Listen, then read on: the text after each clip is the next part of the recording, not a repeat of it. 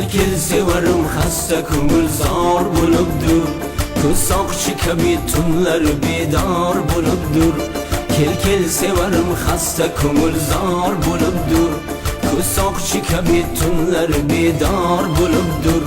Ishqingda yonib hajrutida man kuyadurman. Sensiz nazarimda bu jahon tor bo'libdir. Ishqingda yonib hajrutida man kuyadurman. Sensiz nazarimda bu jahon tor bo'libdir. Sensiz nazarimda bu jahon tor bo'libdir.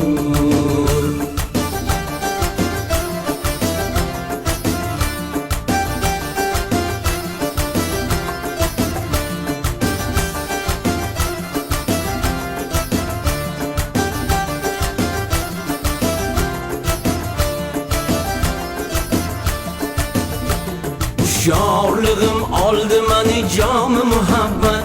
Pinhon sirim barchasi oshkor bo'libdir. Hushyorlig'im oldi meni jomi muhabbat. Pinhon sirim barchasi oshkor bo'libdir. Parvona sifat yor visolingga yetolmay, dil ranju alamlarga giriftor bo'libdir. Parvona sifat yor visolingga yetolmay, dil ranju alamlarga giriftor bo'libdir.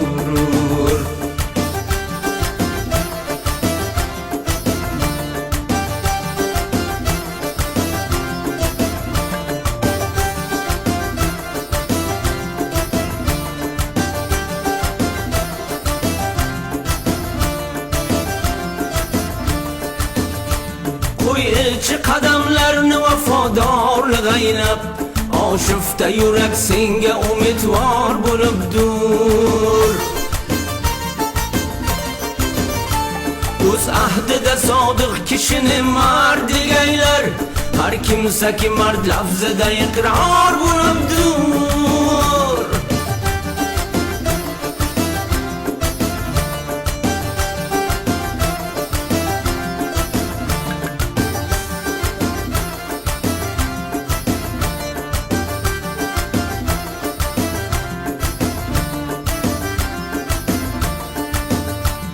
Olamdagi odamda bo'lur shevay maqsud, yetguncha mushaqqatga sazovor bo'libdir.